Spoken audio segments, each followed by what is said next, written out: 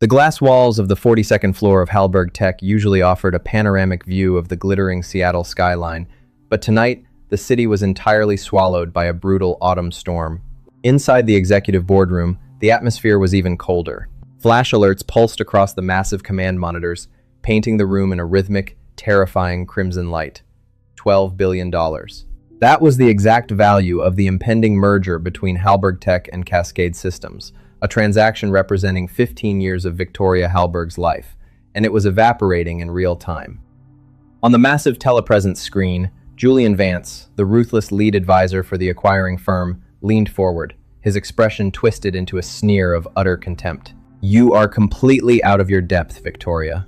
Our external data monitors just flagged a catastrophic breach in your primary servers. Your proprietary source code, your client archives, the entire core infrastructure of Halberg Tech is eating itself alive from the inside out. You lied to us about your security integrity. You are incompetent. And by 9 o'clock tomorrow morning, your company won't be worth the paper your contracts are printed on." Victoria Halberg stood rigid, her palm pressed flat against the cold mahogany table just to keep her hands from visibly shaking. She was a legend in the tech world, demanding, cold, and utterly feared by her peers. But right now, the sheer weight of the public humiliation was suffocating. "Julian, it is an isolated anomaly," she said, her voice a forced sheet of ice. "My security operations team is already isolating the incident. We have protocols for this." "Your team is asleep at the wheel," Julian snapped, his harsh laugh cutting through the audio system like broken glass. "Look at the deletion counters, Victoria. You're losing terabytes of encrypted intellectual property every single minute. You're done. The board is already drafting the termination papers for this merger. Enjoy the collapse." The screen abruptly went black as he severed the connection from Chicago. Victoria closed her eyes, the heavy silence of the empty executive floor crashing down on her. The rest of her staff had been sent home hours ago, completely unaware that a digital executioner was tearing through their life's work. On the master monitor, the deletion counter ticked up relentlessly. 32% destroyed, 33%, 34%. She reached for her phone to call her Chief Technology Officer, Grace Park, but it rang out straight to voicemail. The secondary security lines were entirely unresponsive. Then, a faint, rhythmic sound broke the silence of the hallway. It was the slow, wet squeak of a maintenance cart. Victoria snapped her eyes open. Walking past the open glass partition of her office was a man in faded gray maintenance coveralls. He was pushing a standard yellow cleaning cart, a quiet ghost moving through an empire on fire. His name tag read, Ethan Cole. He didn't look like anyone important. His face carried the quiet, weathered look of a man who had known deep personal grief, his shoulders set in a posture of quiet, unyielding masculinity. But as Ethan pushed the cart past the doorway, his eyes didn't drop to the floor the way the cleaning staff normally did. Instead, he stopped dead in his tracks. His gaze fixed directly on the flashing red lines of corrupted code cascading down Victoria's multi-million-dollar command display. He stood completely motionless for 3 long seconds, his posture shifting from a relaxed slouch to something intensely focused, rigid, and commanding. "That isn't an external attack," Ethan said through the cracked doorway. His voice wasn't raised, but it possessed a strange, resonant authority that made Victoria freeze. "And your security team isn't going to find it. Someone is executing a localized data wipe script from inside your own network, inherited by a trusted administrative token." Victoria turned fully, her brow furrowing in a mix of profound exhaustion and instant defensiveness. "Excuse me? Who authorized you to look at those screens? This is a restricted executive suite." Ethan didn't flinch. He slowly let go of the mop handle, stepping into the high-tech office with a calm, grounded presence that stood in stark contrast to the high-stakes panic radiating from the walls. "With all due respect, ma'am, in about 3 hours, you won't have an office left to restrict," Ethan replied, his tone entirely steady. "The script is moving sequentially through your file directories in alphabetical order. Look at the route paths. It's a pre-programmed wipe designed to bypass traditional firewalls. If your team tries a standard external network block, they will trigger a fail-safe that accelerates the deletion."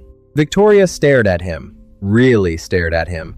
He was a maintenance worker. He was wearing a company uniform and holding a bottle of industrial cleaner. Yet, the way he analyzed the rolling data logs wasn't just competent, it was elite. There was no hesitation in his demeanor, no fear of her wealth or status. Who exactly are you, Ethan? Victoria demanded, her voice dropping to a whisper as the deletion counter jumped to a terrifying 38%. Ethan walked directly over to the main terminal, his eyes reflecting the pulsing red warnings. He didn't touch the keys yet, but his presence completely reoriented the room. Right now, I'm the only person in this building who can save your company, Ethan said softly. But I need you to input the master administrator override credentials. And you need to decide if you trust a man with a mop, because we have less than 90 seconds before the core database is locked forever. Victoria stared at the countdown timer on the main display. 41%. The flashing red light seemed to reflect the catastrophic fracture of her entire career. If she gave a corporate janitor her master override credentials, she was violating every security protocol she had built her reputation on. If she didn't, she wouldn't have a company left to protect by dawn. She stepped forward, her fingers trembling slightly as she entered her 2-4-character alphanumeric cryptographic key into the bypass terminal. The console pulsed with a deep amber hue, granting absolute root access to the entire server framework. "It's yours," Victoria whispered, her voice tight, cold, and laced with absolute authority. "But understand this, Ethan. If you destroy what's left of this network, I will make sure you never find employment in this industry or any other for the rest of your life." Ethan didn't answer her threat. He simply slid into the premium leather executive chair, his large, calloused hands hovering over the mechanical keyboard for a single fraction of a second. The moment his fingers touched the keys, his entire demeanor transformed. The gentle, invisible maintenance worker vanished, replaced by an elite force of nature.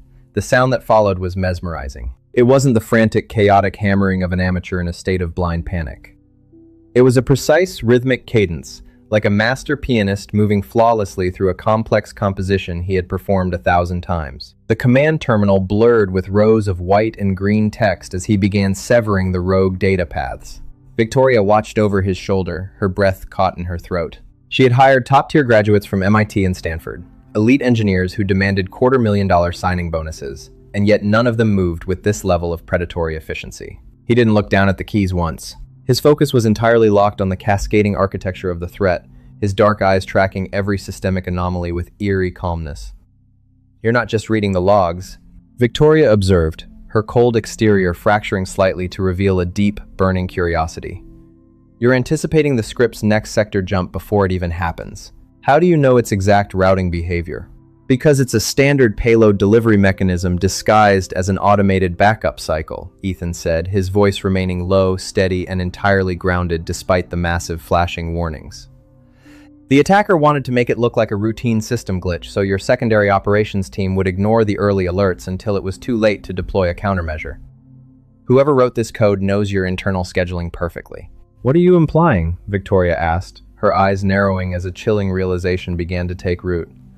"Are you telling me this is an inside job?" "I'm not implying anything, Miss Hallberg. I'm simply looking at the digital fingerprints," Ethan countered calmly. He struck a final sequence on the keyboard and hit enter with a sharp, decisive tap. Instantly, the terrifying red cascade stopped dead. The flashing alarm banners across the executive suite reverted to a steady, solid amber. The deletion counter froze at exactly 44%. Victoria let out a long breath she didn't realize she had been holding. For a brief second, her knees felt heavy with relief, but she instantly masked her vulnerability, hardening her posture once more to regain control of the room. "Is it over? Did you purge the malicious file?" "No," Ethan said, leaning back slightly in the chair but keeping his hands resting close to the keys. "I didn't purge it. I jammed the command loops. I effectively flooded the internal router with dummy data requests, forcing the malicious script to pause and verify its own progress. It buys us a temporary window. Exactly 5 hours before the script automatically recalibrates and begins deleting your core intellectual property archives again." He stood up, smoothing down the front of his gray maintenance coveralls. He checked a weathered, inexpensive steel watch on his left wrist. The hands pointed to a late hour, and his expression suddenly shifted from an elite tech operator back to a protective father checking the clock. "My shift officially ended 20 minutes ago," Ethan said, his voice softening into a quiet, genuine warmth. "I need to get home." Victoria looked at him as if he had lost his mind. "You're joking. You just uncovered a catastrophic internal conspiracy against a $12 billion corporation, you've temporarily halted the attack, and you're walking out right now just to clock out?" "I have a daughter," Ethan said simply, his dark eyes meeting hers with an unyielding intensity that all her money and power could never buy. Her name is Lily. She's 7 years old, and she is currently waiting for me at our apartment. I made a sacred promise to her after her mother passed away that I would always be there to tuck her in and eat breakfast with her, no matter what happens in the world. That promise is worth more than your $12 billion, miss. Halberg. Victoria was stunned into absolute silence. In her world, everyone sacrificed their families for the sake of power, prestige, and corporate revenue. She had spent over a decade abandoning her personal life to build this empire, yet this man stood before her, entirely unimpressed by her status, prioritizing a little girl over an executive crisis. "I can pay you whatever you want," Victoria said, her voice dropping into an unaccustomed tone of urgent negotiation. "Name your price." "I need you to stay here tonight and trace the origin point of this attack before the 5-hour window closes." "I'm not for sale, miss." "Halberg," Ethan said softly, pulling his yellow maintenance cart back toward the glass doorway. "But I'm also not going to leave you completely stranded. I will be back at 7 sharp tomorrow morning. If you want my help to find out who inside your executive circle betrayed you, you will have a formal specialist contract ready for me, and my hours will be strictly bounded. My daughter comes first. Always." He stepped out into the dim corridor, leaving Victoria alone in the flashing amber light of her empty boardroom, her mind racing with a lethal mixture of suspicion, relief, and a strange, unsettling admiration for a man she had completely underestimated. The morning light did not break through the Seattle storm. It merely shifted the darkness into a heavy, oppressive charcoal gray. By 6:45 a.m., the executive floor of Halberg Tech was already suffocating under a cloud of corporate panic. Grace Park, the brilliant and fiercely protective chief technology officer, was pacing the length of Victoria's office, her heels clicking violently against the hardwood. "You gave Master Root access to a night shift custodian, Victoria?" Grace's voice cracked with a mixture of disbelief and fury. "Are you completely out of your mind? If the board finds out that an unvetted janitor was manipulating our core architecture during a federal-level data crisis, they won't just fire you, they will liquidate this entire firm by noon." Victoria sat behind her desk, an untouched cup of black coffee cooling in front of her. Dark circles shadowed her eyes, but her expression remained an unyielding mask of stone. "The janitor, Grace, managed to halt a localized deletion script that your entire secondary operations team classified as a routine logging error. He bought us a 5-hour window. If he hadn't, Cascade Systems wouldn't even have an asset left to acquire." Before Grace could fire back, the heavy double doors of the executive suite slid open without warning.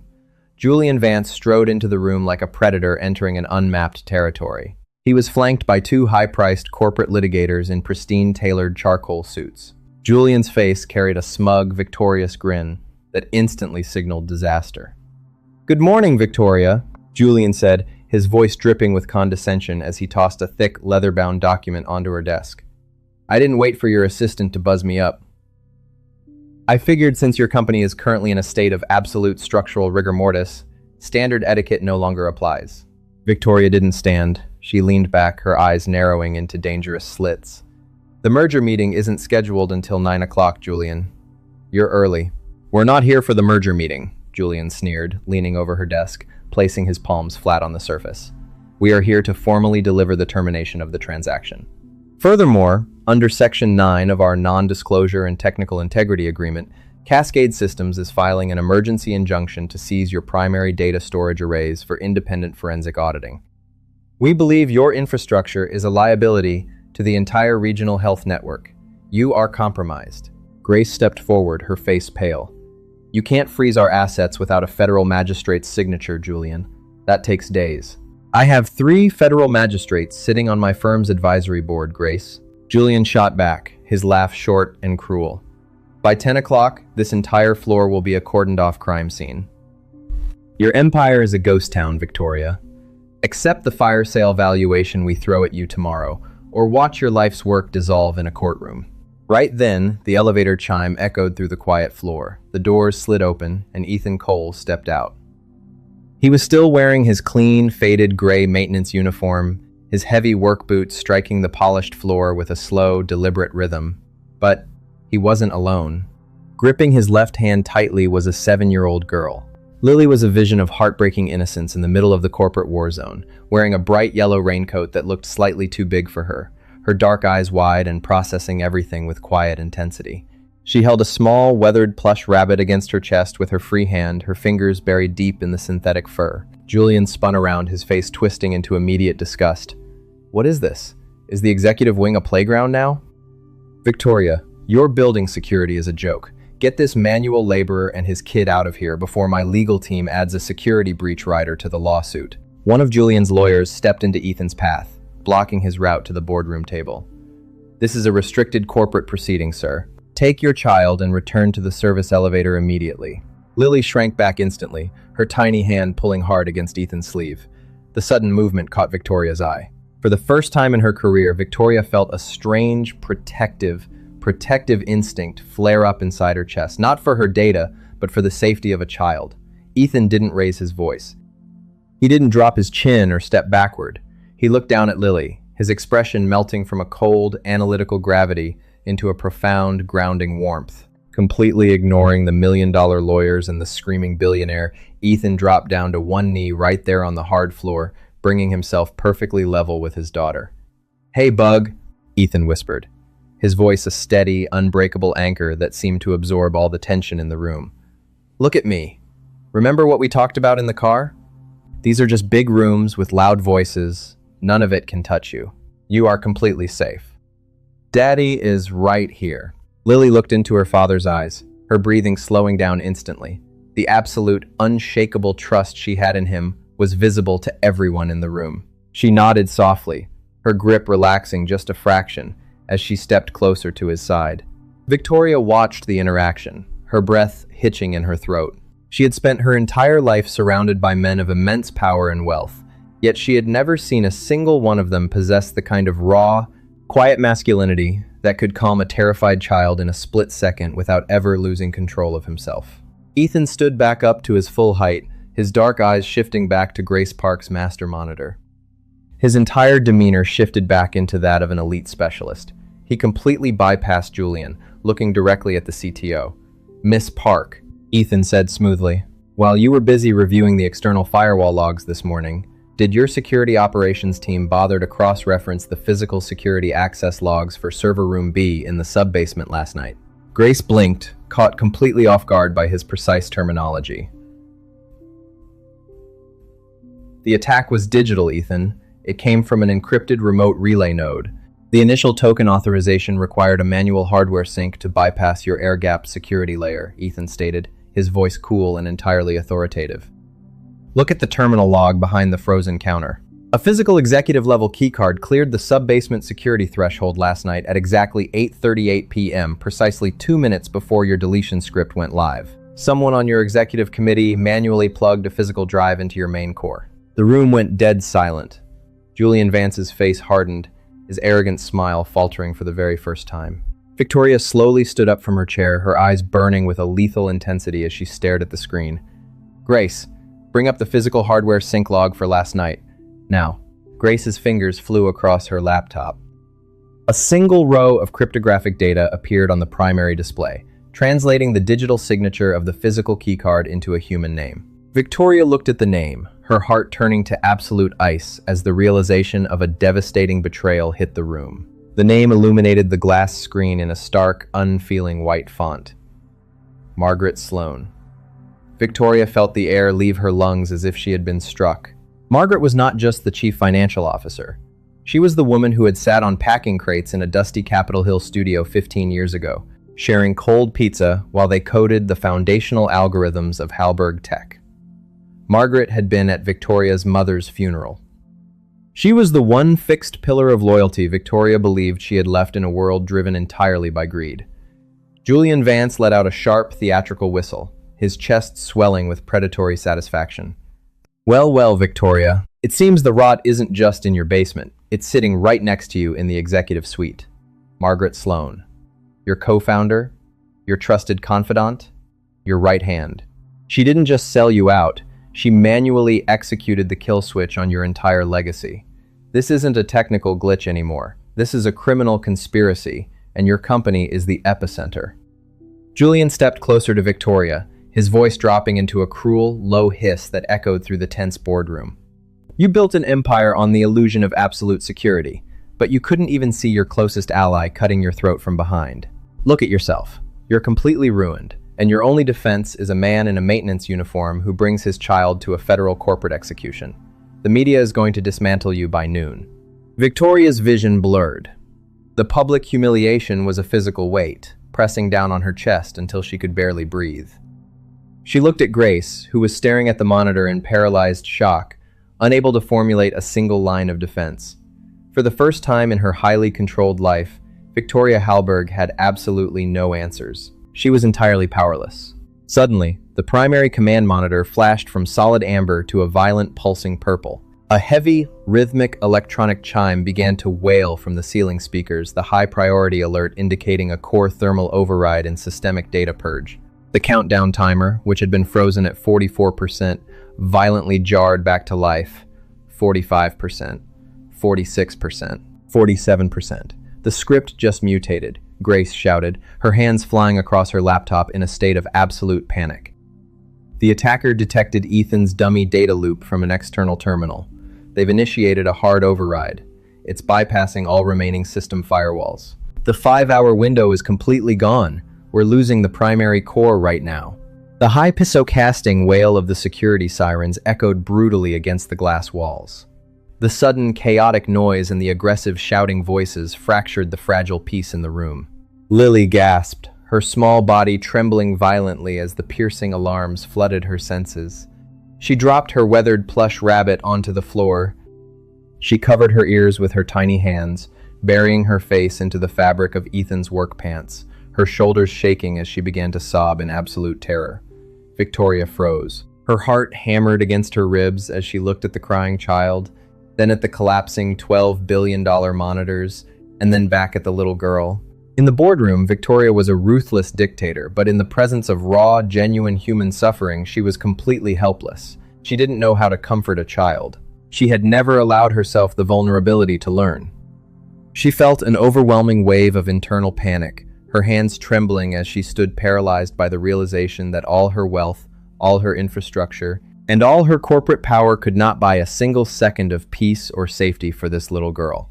Ethan didn't look at the flashing monitors. He didn't look at the soaring deletion counters. The moment his daughter's tears fell, the corporate crisis ceased to exist to him. With absolute, grounded calmness, Ethan dropped to both knees on the hard floor. He reached down and gently picked up the dropped plush rabbit, brushing the dust off its synthetic ears. He wrapped his large, strong arms completely around Lily, drawing her tight against his chest, effectively creating a human shield between his daughter and the chaotic, roaring corporate war zone. "I've got you, bug," Ethan whispered into her hair, his voice an unbreakable sheet of absolute warmth and emotional security. "I've got you. Close your eyes. Hold on to Daddy. The noise can't hurt you. I'm right here, and I am not letting go." He held her for 3 long, steady breaths, completely ignoring the billionaire screaming behind him and the sirens blaring above. Slowly, miraculously, Lily's sobbing subsided.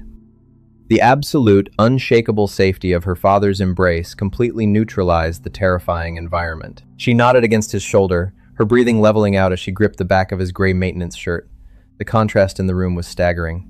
Victoria watched them, her throat tight with a sudden, aching emotion. She realized with devastating clarity that she had everything money could buy, yet she had absolutely nothing of what this humble single father possessed. He gave safety without even trying. Ethan gently eased Lily back, placing the plush rabbit securely in her arms. "Stay right here next to Miss Hallberg's desk, okay? Daddy has to fix one more thing." Lily wiped her eyes and nodded, stepping back into the small alcove behind Victoria's executive chair. Ethan stood up to his full height. The warmth vanished from his eyes, replaced by a cold, lethal, and hyper-focused intelligence. He walked directly to the main terminal, his boots heavy and purposeful. He pushed Grace Park aside without a word, his hands hovering over the root interface.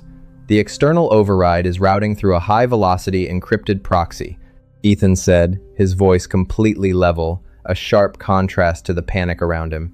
"Standard defensive protocols are useless. They are trying to lock the kernel architecture. Then it's over, Grace whispered, her hands dropping to her sides.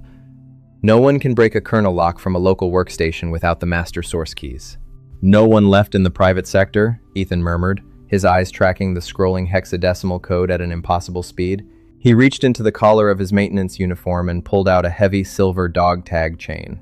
Hidden inside the custom, dual-plated titanium casing of the tags was a micro-engineered hardware security token.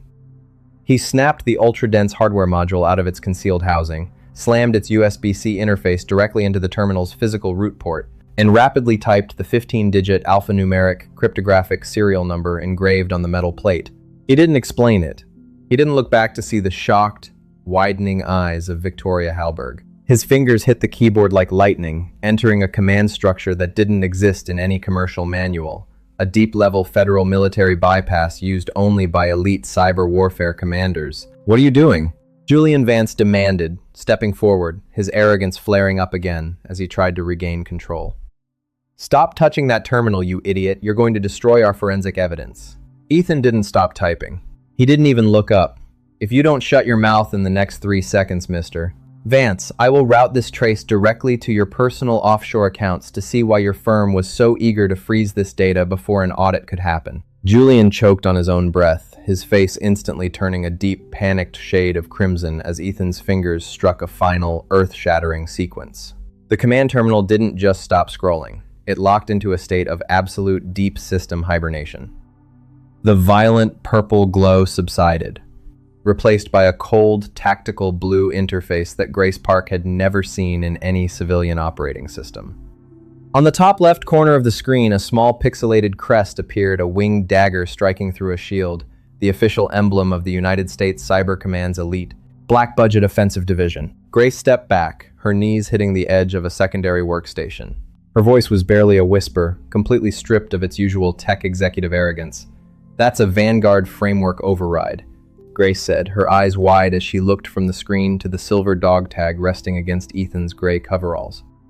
"That protocol doesn't exist in commercial tech. It was classified by the Department of Defense 5 years ago after the blackout in Munich." "Who are you, Ethan?" "No ordinary defense contractor has those encryption keys." Ethan didn't look up from the terminal. His large hands moved across the keyboard with a steady, lethal precision that felt more like a military operation than an IT diagnosis. "I spent 9 years running threat isolation for the Joint Cyber Task Force in Fort Meade," Ethan said, his voice entirely devoid of boastfulness, carrying only the flat, chilling gravity of a man who had survived the shadows of invisible warfare. "My rank was commander. But right now, my title is father, and someone just made my daughter cry in a corporate boardroom. That means this investigation is officially accelerated." Victoria Hallberg stood completely motionless behind her desk. The realization hit her like a physical blow. She had hired a man to mop her floors who had likely rewritten the very laws of international digital warfare. He had been living under her nose, entirely underestimated, carrying a weapon of absolute intelligence while earning an hourly wage just to guarantee a quiet life for his little girl. "Commander Cole," Julian Vance stammered, his face pale, his hands visibly shaking as he tried to pocket his phone. This is a private acquisition dispute. You have no legal jurisdiction to deploy federal military overrides on a commercial network. My firm will tie you up in regulatory lawsuits for the next decade." "I'm not deploying an override for the network, Mr. Vance," Ethan said, finally shifting his gaze to look directly into the eyes of the billionaire advisor. "I'm deploying a trace." When Margaret Sloan used her physical keycard to initiate this deletion script, she didn't just target Hallberg Tech. She used the Cascade Systems interconnected API bridge to route the command. "Look at the secondary monitor." Grace scrambled over, her fingers trembling as she pulled up the live outbound routing map. Her breath caught in her throat. The script. It's spreading through our network bridge directly into Cascade's regional health databases. It's locking down the infrastructure for 12 major hospitals across the Pacific Northwest. Emergency rooms, patient telemetry, ventilator networks, everything is going dark. The room plunged into an entirely different kind of terror. This wasn't a financial crisis anymore. This was a direct, lethal threat to thousands of human lives. The corporate greed of the merger had opened a back door to a mass casualty event. Julian Vance staggered back against the glass partition, his eyes darting toward the elevators. This wasn't supposed to happen. Margaret said it would just corrupt the valuation data.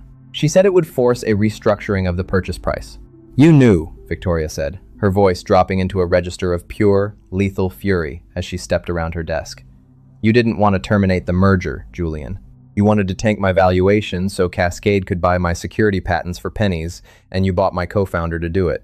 I didn't authorize a hospital blackout, Julian screamed, his composure completely shattering as he clutched the lapels of his tailored charcoal suit. We have to pull the plug, shut down the entire server room, turn off the building power. If you drop the primary power while a Vanguard kernel lock is active, the system will interpret it as a hostile physical breach, Ethan commanded, his voice slamming through the room like an iron shutter. The backup emergency systems in those hospitals will permanently erase their local archives to protect patient data from theft. People will die in the next 4 minutes, Vance. Sit down, shut up, and let me do my job. The raw authority in Ethan's voice was so absolute that Julian dropped into a leather chair as if his legs had been severed. Ethan turned back to the terminal. The pressure in the room was suffocating. Every tick of the clock was a step closer to a regional medical catastrophe. Yet, Ethan remained an island of perfect, unshakable calm. He closed his eyes for a single second, his chest rising and falling in a deep, meditative breath, completely centering his mind while the world collapsed around him. Behind him, Lily sat quietly in the alcove, her small hands holding her plush rabbit tight. She wasn't crying anymore. She watched her father's broad back with a quiet, profound pride. She knew exactly who he was, even if the rest of the world had forgotten. Ethan opened his eyes. His fingers blurred across the mechanical keys. He wasn't just countering the script now, he was rewriting the hospital network paths in real time, building a digital fortress around the emergency room arrays using raw, low-level assembly code that executed directly on the bare metal hardware layers, completely bypassing the infected operating system. He was translating elite military warfare into an immediate, impenetrable shield.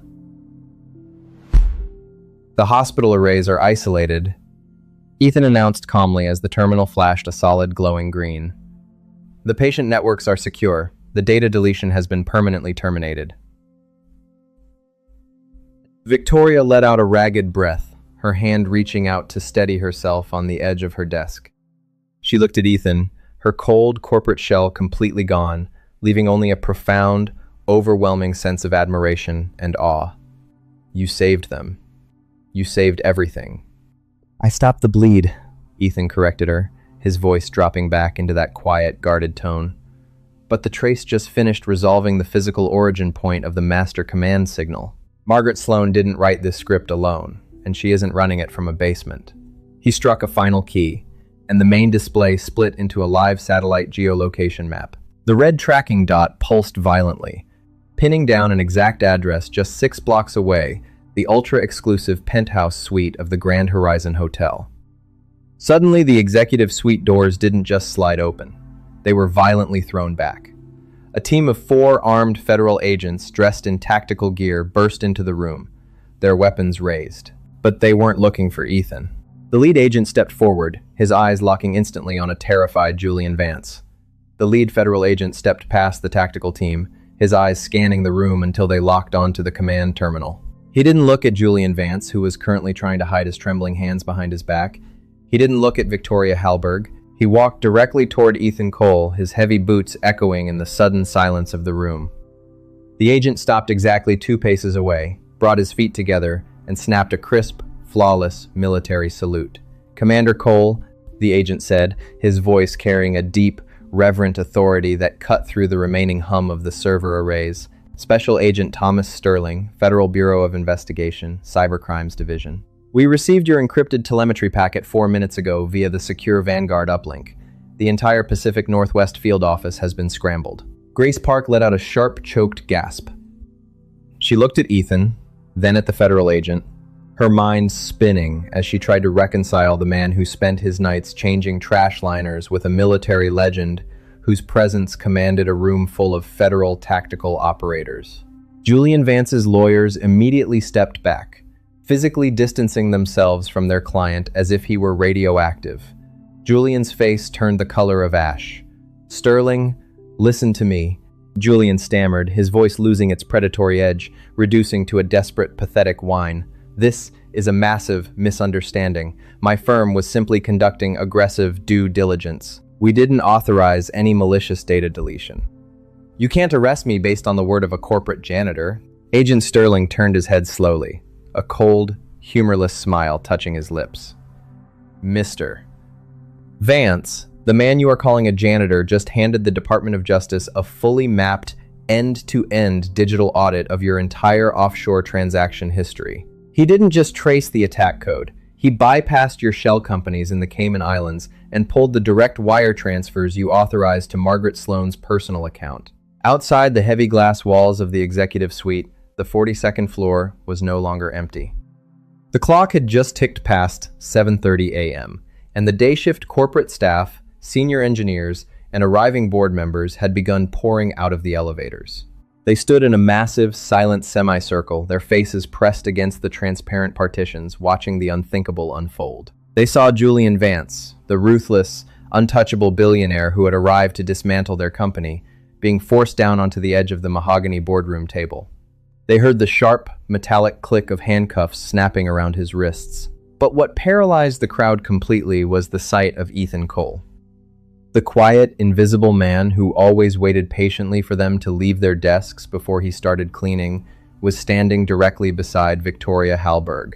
The federal tactical team stood at absolute attention around him, awaiting his orders. Julian screamed in protest as an agent pulled him toward the door, his expensive charcoal jacket riding up over his shoulders, his absolute public humiliation playing out in front of the very employees he had sneered at just an hour prior. The crowd parted like the Red Sea as the agents dragged him toward the service elevators, his legacy collapsing into a pile of criminal indictments before a single stock ticker could open for the day.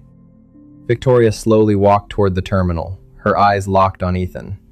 The cold, impenetrable barrier she had maintained for 15 years had completely shattered.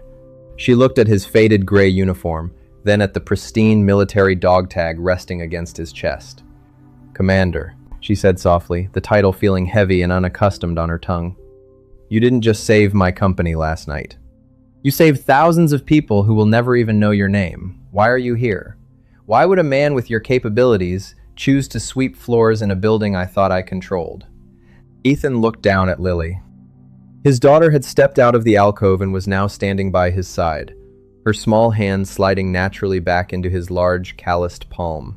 The fierce, lethal intelligence in Ethan's eyes instantly softened into that deep, protective warmth that defined him. "When my wife Claire was in the hospital, I spent 14 months watching monitors that I couldn't recode," Ethan said, his voice low, steady, and entirely grounded in reality. "I couldn't write an algorithm to stop her cells from breaking down. When she died, I realized that all the military clearances and elite designations in the world didn't mean anything if I wasn't home to look at my daughter. Corporate tech wanted 60 hours a week. Cyber Command wanted me deployed in Europe. I didn't need power, Miss Hallberg. I needed to be a father." Victoria felt a sharp, aching tightness in her chest. She looked at the absolute devotion between the single father and his child, realizing that the massive, multi-billion-dollar empire she had sacrificed her life to build was entirely hollow compared to the quiet dignity of the man standing in front of her. "The federal filing will be public by 9 o'clock, Agent Sterling interrupted, pointing toward the secondary display where the red tracking dot was still pulsing violently over the Grand Horizon Hotel. "But we have a tactical problem, Commander. The tracer you embedded shows that the master control device in the penthouse is currently executing a secondary automated cloud transmission. Margaret Sloan isn't just running. She's trying to broadcast your Vanguard decryption keys to an offshore server owned by Einsetting Neural Systems. If that transmission completes, our entire regional defense framework is exposed." Ethan's posture turned instantly rigid. He looked at the countdown timer on the tracking map. Exactly 6 minutes before the broadcast finished. "The Grand Horizon is 6 blocks away," Ethan said, his eyes narrowing as he analyzed the live geolocation tracking data. "She's deploying an automated cloud transmission to broadcast our decrypted keys to an offshore server owned by Apex Neural Systems. We have exactly 6 minutes before the data buffer clears and our entire national defense framework is exposed. A ground unit will never make the perimeter through this downtown traffic in time." Agent Sterling muttered, teeth grit, as he checked his tactical comms. "And the weather is too erratic to drop a team on the roof." "We don't need a ground unit to stop the data transmission," Ethan said, his voice entirely level as he focused back on the Vanguard terminal. "We own the local spectrum." He turned his eyes to Victoria. "Miss Hallberg, your rooftop cellular arrays are linked to a high-bandwidth microwave relay node, correct?" Victoria nodded instantly, her executive decisiveness cutting through the tension. "Yes. It has a direct line of sight to every high-rise within a 2-mile radius, including the Grand Horizon." "Perfect," Ethan murmured. His fingers flew across the keyboard, routing the United States Cyber Command's offensive framework through Hallberg Tech's physical rooftop transmitters. He didn't need to chase Margaret Sloan down a highway. He was going to suffocate her signal from 40 floors above. What followed was a suffocating, hyper-intense 5-minute countdown. Ethan remained an unshakable anchor in the center of the corporate war zone, his dark eyes tracking the file transfer percentages on the monitor. At 84% broadcast completion, he initiated a military-grade localized broadband blanket jammer. On the secondary screen, the outbound data bars from the Grand Horizon Hotel suddenly fractured, stalling mid-transmission. Through Agent Sterling's open tactical radio channel, the audio feed crackled to life. "Vanguard lead, this is Strike Team Alpha. We have breached the Grand Horizon penthouse. Suspect Margaret Sloan is secured. Main server hardware seized. Data broadcast has been successfully terminated at the source with 0 external leaks." The room let out a collective, ragged breath. The $12 billion merger was safe. The infrastructure of 12 major hospitals was completely secure. The betrayal had been entirely neutralized, fought and won right from the boardroom keys. Ethan slowly pulled his hands away from the console. The deep, hyper-focused military commander vanished, leaving only a profoundly exhausted single father. He sat back in the premium leather chair, the heavy lines of fatigue showing clearly around his eyes. But the moment his gaze found the mahogany desk, the tension drained from his shoulders. "Daddy!" Lily screamed, dropping her blue marker and sliding out of the massive leather chair. She sprinted across the polished floor, her small boots clicking wildly. Ethan dropped to both knees, his long arms catching her midair, pulling her tight against his chest. He buried his face in her hair, holding her with a fierce, protective desperation that made Victoria's throat tighten. "I'm here, Bug," Ethan whispered, his voice thick with emotion as he rocked her gently. "I'm right here. It's all over." He stood up, keeping Lily securely hoisted on his hip. He walked slowly toward Victoria, his dark eyes locking onto hers with a quiet, unyielding gravity. There was no boastfulness in his posture, no demand for gratitude or recognition. He was simply a man who had completed a task. Margaret Sloan's transmission was intercepted before the first block could clear the buffer. Ethan said, his voice level and steady. "Your infrastructure is intact, Miss Hallberg. The federal task force is wrapping up the scene now." Victoria stood up, stepping out from behind her desk. She stopped exactly 2 paces away from him, her posture rigid but her eyes completely unguarded. "Thank you, Commander," Victoria said, her voice dropping into a low, resonant register of absolute respect. "And I don't mean for the servers. Thank you for showing me what real strength looks like." Ethan looked at her, a subtle, lingering silence stretching between them. For the first time, he saw past the cold, intimidating exterior of the billionaire executive.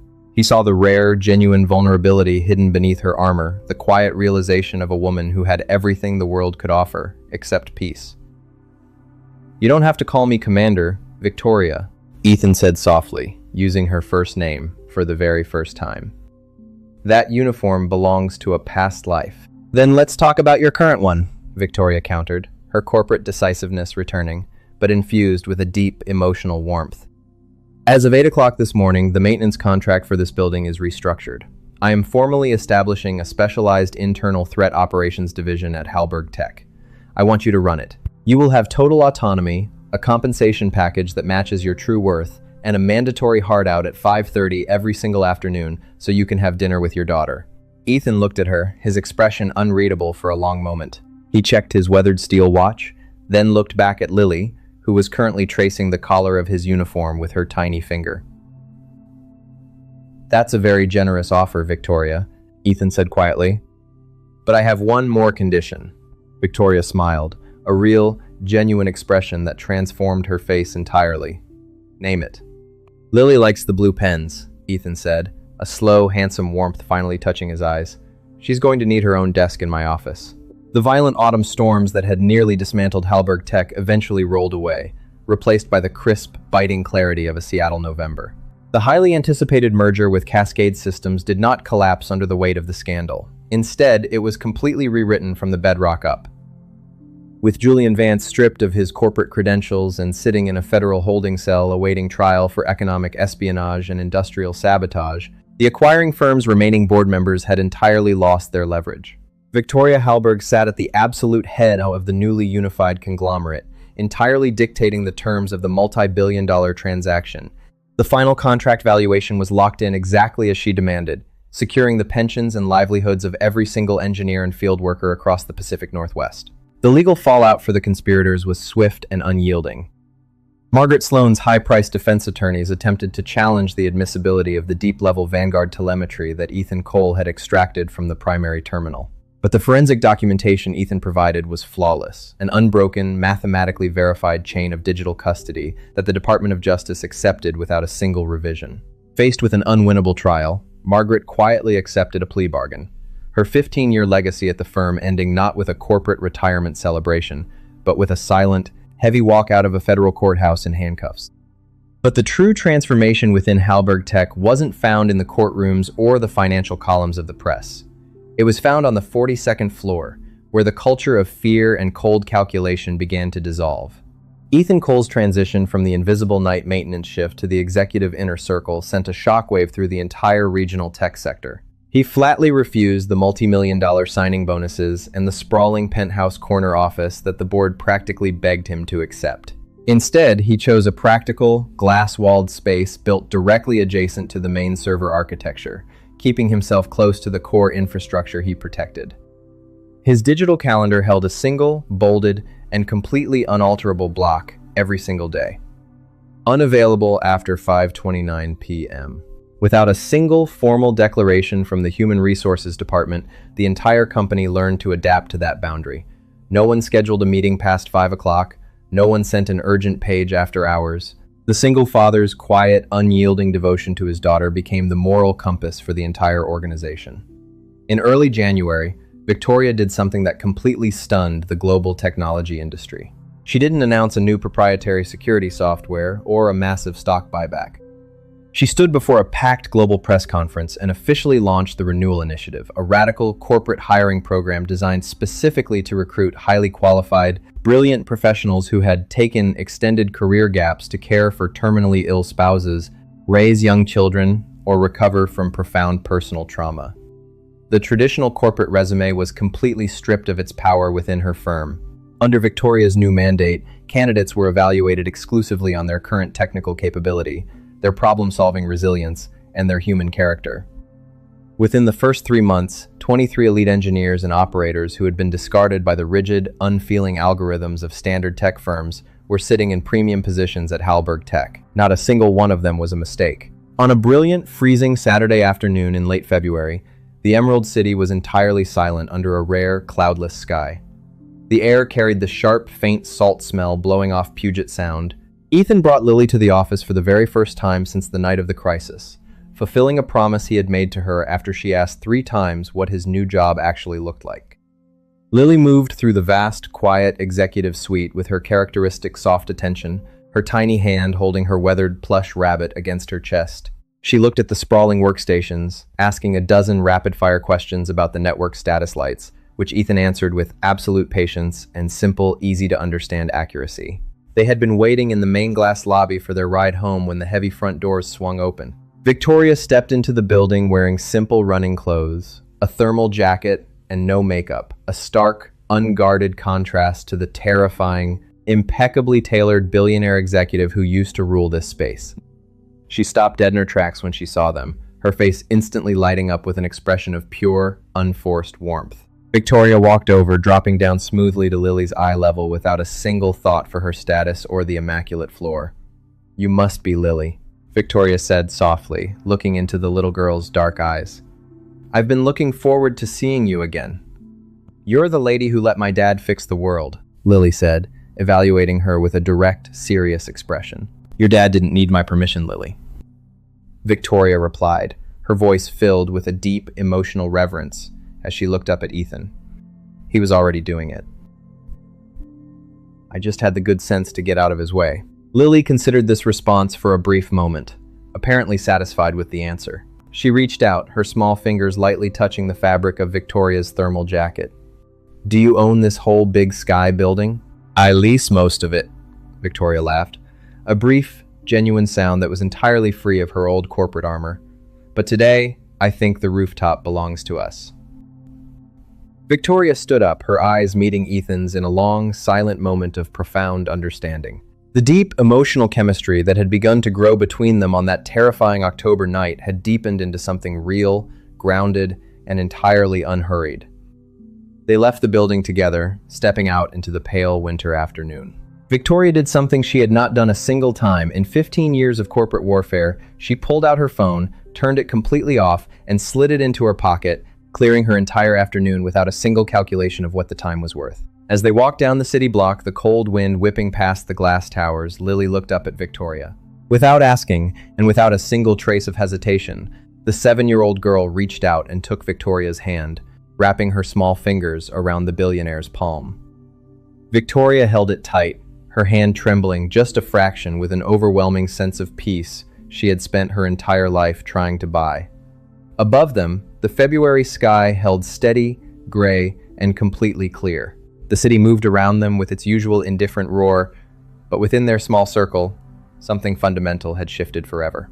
It looked to the outside world like a magnificent stroke of luck, a janitor and a CEO crossing paths at the exact moment an empire was falling apart. But as Ethan looked down at his daughter and then at the woman walking beside them, he knew the truth. It wasn't luck.